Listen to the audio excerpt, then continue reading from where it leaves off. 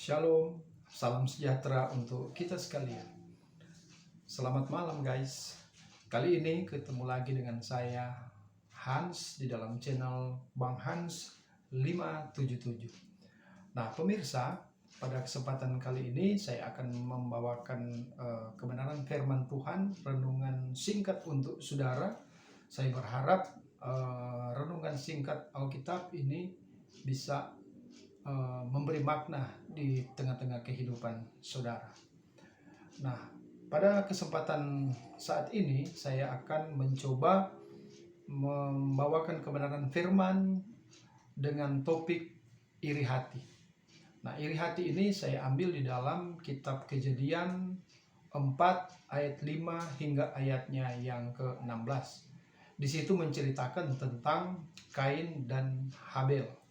Nah, singkat saja saudara, kita sudah mengetahui sebelumnya seperti apa cerita daripada Kain dan Habel ini, tetapi di dalam catatan yang telah ditulis dalam Alkitab lewat Kejadian 4 ayat 5 sampai 16 yang telah tercatat itu, di situ menyebutkan bahwa Kain iri hati atau Kain cemburu melihat persembahan adiknya Habel yang diterima oleh Tuhan, sementara persembahan Kain sendiri tidak diindahkan oleh Tuhan. Nah, saudara-saudara, mari kita mengupas atau mengulas secara mendetail kenapa sifat atau sikap iri hati itu sangat-sangat berbahaya di tengah-tengah kehidupan kita, teristimewa kehidupan orang-orang Kristen atau orang-orang percaya. Saudara-saudara sekalian, kita harus mengerti, kita harus memahami bahwasanya berkat atau anugerah atau talenta yang telah Tuhan nyatakan dan percayakan kepada setiap orang itu adalah berbeda-beda, ya.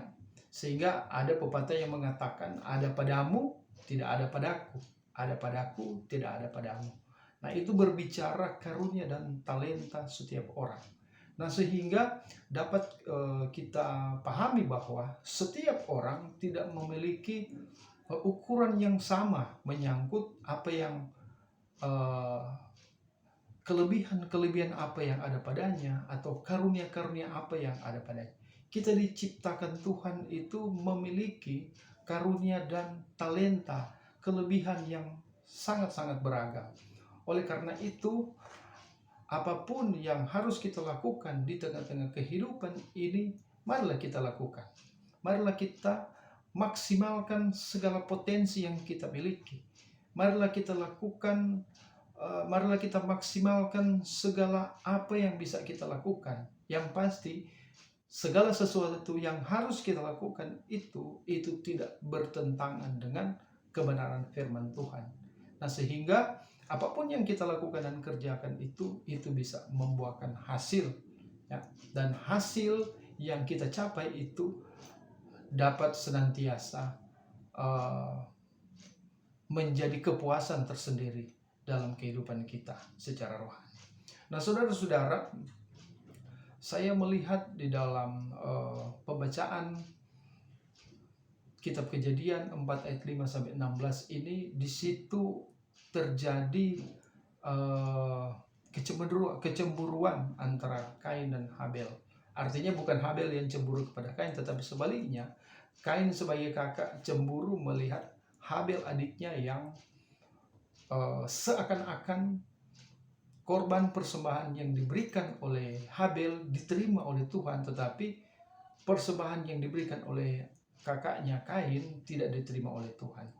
Nah, saudara-saudara, kalau kita menelisik kembali pembacaan Alkitab, kitab Kejadian ini, bahwa ternyata di situ sebelumnya Tuhan sudah pernah berfirman kepada Kain, menegur Kain agar supaya hatinya, wajahnya harus berseri-seri, artinya hidupnya harus penuh dengan ucapan syukur.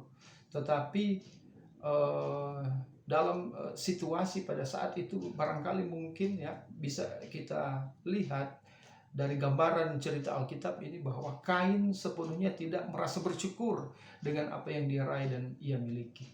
Ya, sehingga lewat apa yang ada padanya itu, lewat tidak ada rasa ungkapan syukur itu, dia merasa bahwa dia dalam kehidupannya itu merasa tersaingi oleh adiknya sendiri. Ya, sehingga dia melakukan dosa di hadapan Tuhan, yaitu dia membunuh Habel adiknya. Padahal Habel itu adalah adik kandungnya sendiri. Nah, saudara-saudara, lewat pembacaan atau topik bacaan Alkitab kita yang sudah dijelaskan tadi, saya mengajak kepada kita semua adalah marilah kita berupaya untuk menyadari bahwa sesungguhnya segala sesuatu yang diberikan Tuhan kepada kita haruslah kita syukur. Kita tidak harus menjadi karakter atau pribadi orang lain. Kita tidak harus menjadi iri hati kepada orang lain. Kita harus merasa bersyukur dengan apa yang kita raih, apa yang kita usahakan dan upayakan sendiri, tanpa harus kita merasa iri, tanpa harus kita merasa bahwa orang lain yang lebih daripada kita. Kita harus fokus saja untuk mengembangkan segala potensi, segala kelebihan yang ada pada diri kita sendiri. Niscaya ketika kita memaksimalkan berbagai potensi, berbagai keterampilan, berbagai skill yang ada pada diri kita sendiri, ketika kita maksimalkan itu, barangkali kita bisa meraih juga hasil-hasil yang maksimal yang diakibatkan oleh apa yang kita kerjakan secara maksimal. Karena ada pepatah yang mengatakan bahwa usaha tidak mengkhianati hasil.